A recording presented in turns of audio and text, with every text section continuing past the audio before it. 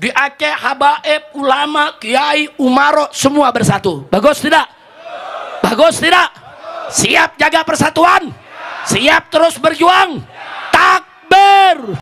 Nanti saya pesankan kepada Habib Hanif kalau ke Aceh untuk membawa buku tentang keabsahan nasab Ba'alwi untuk dibagi-bagi ke setiap daya, ke setiap majelis, ke setiap ulama, ke setiap umara, supaya masyarakat Aceh yang cinta selama ini kepada para habaib keluarga Nabi punya pedoman. Siap bela ulama, siap bela santri, siap bela kiai, siap bela habaib. Di situ gak? Ternyata di sini cuman mau jualan nasab. Nanti Habib Hanif akan datang ke Aceh. Dan nanti Habib Hanif akan bawa buku keabsahan nasab Ba'alwi. Gak penting.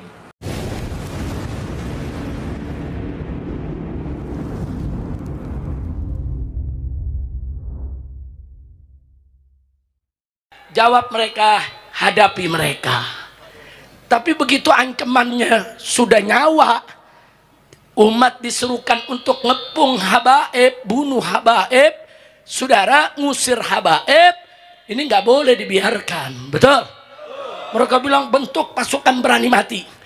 Akhirnya saya naik mimbar, saudara, saya sambut tantangan mereka. Saya katakan, hei, silakan kalian bentuk itu pasukan berani mati. Begitu kalian bentuk pasukan berani mati, masa saya akan bentuk pasukan berani matiin. Saya tantang, nih Habib Rizik tiap hari dakwah keliling Pulau Jawa, masuk kampung, keluar kampung, naik gunung, saudara turun ke lembah. Silakan, jadwal saya jelas, panggung saya jelas. Kapan mau dihadang? Kerahkan kau punya pasukan, kerahkan. Kabur lagi. Udah kacau dah. Udah jangan diterusin dah yang begitu. Ngotor-ngotorin majelis kita, betul? Nah makanya sekarang saya bangga di Aceh. Di Aceh habaib, ulama, kiai, umaro semua bersatu. Bagus tidak? Bagus tidak? Siap jaga persatuan? Siap terus berjuang? Takbir. Sallu ala nabi. Alhamdulillah. Nah jadi saudara, nanti saya pesankan kepada Habib Hanif kalau ke Aceh untuk membawa buku tentang keabsahan nasab Ba'alwi untuk dibagi-bagi ke setiap daya, ke setiap majelis, ke setiap ulama, ke setiap umara, supaya masyarakat Aceh yang cinta selama ini kepada para habaib keluarga Nabi punya pedoman. Kalau difitnah begini jawabnya begini, disebut begini jawabnya begini, lengkap dalilnya secara ilmiah, ada hampir 500 halaman. Setuju tidak? Dibagikan ke kiai-kiai, setuju tidak? Takbir. Pembegalan 4 pulau di Singkil ya, di Kabupaten Singkil Aceh. Jadi mungkin itu merupakan momentum yang sangat bagus untuk mengangkat telur kepada Mas Rizik, dan saya rasa itu sah-sah saja. Dan menyangkut kedatangan tamu ke Aceh, sebelumnya saya mau tanya dulu ya, gimana perasaan Mas Rizik selama di Aceh? Aman kan? Aman tidak? Ada PKI-nya? Ada unyilnya, ada Mulyononya, ada ante-ante asing selama Mas Rizik di Aceh. Ada intelijen hitamnya? Enggak ada. Kalau intelijen bibir hitam ada. Apakah intelijen bibir hitam mengganggu? Tidak. Berarti fitnah dong. Kalau ada pembenci ulama di Aceh, yaitu TIJ, ada PKI di Aceh, yaitu TIJ, justru saya mau nonton, saya telepon Mukibin. Saya boleh hadir nggak di acara tersebut? Jawabnya lama. Saya telepon teman saya yang Mukibin. Lebih baik janganlah bang, nanti ricuh lah. Saya nggak bikin onar, saya duduk, saya nonton, Nah, saya nggak komentar sama sekali, kan acara orang perlu kita hormati. Janganlah bang, nggak usah. Abang nonton aja live-nya. Dikirimlah linknya, link live oleh Mukibin, Panglima Mukibin ya. Nah, jadi yang saya dapat poin daripada omongan si Mas Rizik ini, ngajarin orang Aceh tentang sejarah, ngajarin orang Aceh tentang berperang, ngajarin orang Aceh tentang perjuangan. Kalau itu nggak butuh elu. Kibin kan marah kalau kita bilang kalau itu yang mau dia keluar-keluar di sini, nggak perlu dia. Kita pun dari TK udah khatam terkait masalah itu, ya. Jadi ente ketinggalan jauh sekali, ketinggalan lokomotif. Kenapa nggak naik pesawat mundur aja? Oh, sama satu lagi, dagang nasab. Jadi beliau mengatakan bahwa menantu beliau nanti akan datang lagi ke Aceh untuk membagikan buku-buku tentang keabsahan nasab Ba'alawi. Untuk para mukibin, untuk masyarakat Aceh itu tidak penting. Nah, kita akan bagikan ke tengku-tengku, ke pondok-pondok pesantren, kata beliau. Oke lah, silahkan. Untuk pembelaan atas nasab yang tidak bisa dibuktikan. Saya rasa orang-orang di sini nggak setolol pemikiranmu. Nah, Mas Rizik, saya udah siap-siap. Kemarin saya pikir Mas Rizik mau perangi saya gitu. Ternyata nggak ada satupun mukibin yang berani sama saya, berani datang sama saya gitu. Kalau misalnya saya ini pembenci ulama, orang yang membuli ulama, saya rasa itu udah ada perwakilan daripada ulama datang ke tempat saya, karena di sini nggak model persekusi. Nah, datang ke tempat saya, mengundang saya untuk bertemu dengan ulama, untuk membahas, bahkan bisa ditabayunin dengan si Rizik gitu.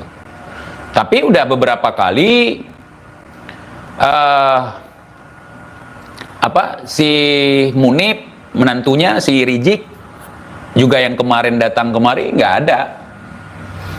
Bahkan mukibinnya kan nggak ada yang bersuara misalnya mengancam saya akan datangi saya misalnya. Yang keluar-keluar kan yang di Pulau Jawa, yang nggak tahu apa-apa, yang nggak tahu saya, mungkin dia nggak tahu saya itu orangnya lemah lembut. Kalau ketemu ya kan, seperti Gurunda, lemah lembut. Kalau ke Aceh takut salah ngomong, mungkin salah ngomong bisa dilempari di sini. Mau cucu Ubed, mau Bahlul Bait, nggak peduli di sini. Gitu ya. Makanya beliau sekarang seperti biasa tabiat, kalau nggak mampu dipukul, dirangkul seperti biasa. Itu kodenya, bahasanya dirangkul padahal dijilat, jilat pinggul misalnya ya. Jadi untuk cucu Bahlul Ubed tenang, nggak ada urusan kita sama kalian yang baik-baik, yang oknum ya. Yang baik-baik kan oknum. Kalau yang jahat-jahat, yang tukang tipu, yang tukang teriak-teriak, itu maklum ataupun umum gitu. Yang baiknya oknum, yang jahatnya maklum, syuhrah wal istifadah. Jadi begitu teman-teman semuanya. Ala kulli hal, untuk sahabat-sahabatku mukibin di Aceh, udahlah, biasa aja. Kalau mungkin kalian itu mengharap syafaat dari beliau, ya silahkan, itu kan menyangkut kepercayaan gitu. Tapi sejauh ini udah bagus, karena kalian nggak mengurus urusan kepercayaan saya gitu. Dan saya tidak akan menjadi kafir kalau saya nggak percaya dia cucu Nabi berdasarkan bukti dan penjelasan dari kiai-kiai kita gitu. Nah, dan sebenarnya itu orang-orang di sini udah lama tahu tentang hal seperti itu, cuman nggak suka bila terjadi perpecahan gitu. Dan saya bilang beberapa kali kepada tengku-tengku kita di sini, ini persoalan amar ma'ruf nahi mungkar, kebohongan, dan menjaga nasab suci Rasulullah itu sebenarnya harus dijelaskan itu, nggak boleh didiemin. Apalagi mereka seolah-olah seperti berkuasa begitu. Ya, kita menghindari perpecahan, menghindari kisruh ya. Ya sudah saya maklumi, tetapi saya tidak bisa berhenti, saya bilang gitu. Saya udah sempat di penjara, saya juga nggak mau berhenti karena ini memang tanggung jawab kita nih untuk menjelaskan bahwa perilaku mereka itu tidak beradab, perilaku mereka itu tidak baik gitu. Kemudian mereka membawa nama Rasulullah untuk kegiatan-kegiatan yang nggak benar gitu. Warga di Aceh sudah tercerahkan setelah Rizik datang ke Aceh. Apa yang tercerahkan? Apa yang dia ngomong? Aceh sebagai modal dan model. Itu aja. Itu kita udah sangat paham. Kalau ada yang datang ke Aceh, ada maunya, pasti kata-katanya itu. Dulu Senok Hogranyo datang ke Aceh juga menyamar sebagai ulama. Menyamar sebagai ulama, bahkan memiliki kesempatan untuk menjadi imam di Masjid Baitur Rahman. Kibin-kibin nggak tahu, datuk-datuknya Kibin nggak tahu pada zaman itu, sehingga datuk-datuk Kibin mempersilahkan Dr. Christian Senok Hogranyo, ya, orientalis Belanda yang berpura-pura masuk Islam, dipersilahkan. Siapa yang tahu? Siapa yang tahu bahwa dia itu seorang orientalis Belanda? Kok provokator sejarah gua bahas Kibin. Yang provokator itu si Rizik, cuman masuk Aceh nggak berani memprovokasi. Nah, disitulah jiwa pengecut dia ketahuan. Untung dia nggak ngaku keturunan Teku Umar, karena kalau di Betawi dia ngaku keturunan si Pitung. Kalau di Padang ngaku keturunan Imam Bonjol. Kalau ke Tarim, Umar Muhdor, itu nggak apa-apa, datuk mereka. Jadi begitu, saudara. Jadi begitu. Saya nggak percaya dia sebagai ulama, saya tidak meyakini dia ulama, terus Mukibin bisa apa? Saya nggak percaya si Rizik ulama. Banyak bukti kalau dia bukan ulama. Banyak bukti. Dan saya nggak percaya dia cucu Nabi. Apalagi orang yang mewarisi akhlak dan jasad Nabi. Provokasi nggak berani ke sini. Coba lihat, nggak ada di sini, adem ngomongnya, nggak ada provokasi, nggak ada. Yang nggak lupa dia siap bela ulama, siap bela santri, siap bela kiai, siap bela habaib. Di situ gua. Ternyata di sini cuman mau jualan nasab. Nanti Habib Hanif akan datang ke Aceh.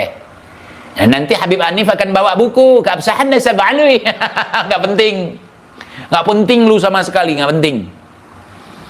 Jauh-jauh datang cuma ngendorse nasab. Gua nggak perlu putarin. Gua bisa ngulangin. Belum pun dia ngomong, gua udah tahu apa yang mau dia omongin. Mau ngomongin masalah pulau, udah keduluan beres. Mau provokasi Fufu Fafa, Mulyono, nggak bisa. Ya kan? Nggak bisa, saudara. Jadi penyakit kita di sini nggak enak. Kekalahan terbesar datuk kami itu bukan kalah perang, bukan kalah strategi. Kalahnya pada sikap nggak enak. Nggak enak lah dia udah datang ke sini, kan kita perlu menghormati tamu, perlu memuliakan tamu. Datanglah bikin makanan juga bawa gitu. Itu yang terdengar dari mulut-mulut kiai-kiai kita di sini, kita dengar dari mulut-mulut para mukibin gitu. Yang lain sih keluarga mereka, satu circle sama mereka gitu. Siap bela ulama, siap bela gubernur, siap bela santri, siap bela Islam, siap bela Allah, nggak bingung dia. Itu yang mau ditanyakan sama seorang muslim, apalagi daerah yang diberlakukan syariat Islam. Siap bela Allah, siap bela Nabi, ngapain lu tanya itu, Jik? Kita tanpa ditanya seperti itu pun kita udah siap. Siap bela Islam, siap bela Nabi, siap bela Allah, siap bela nasab palsu, gitu, bilang aja gitu. Siap bela nasab palsu gitu. Gimana, Jik? Nggak ada PKI di Aceh kan? Nggak ada begal nasab di Aceh kan? Di Aceh tidak ada PKI, di Aceh tidak ada cucu PKI, di Aceh tidak ada begal nasab. Setelah kau datang, itulah dia. Baru ada begal nasab. Cucu PKI.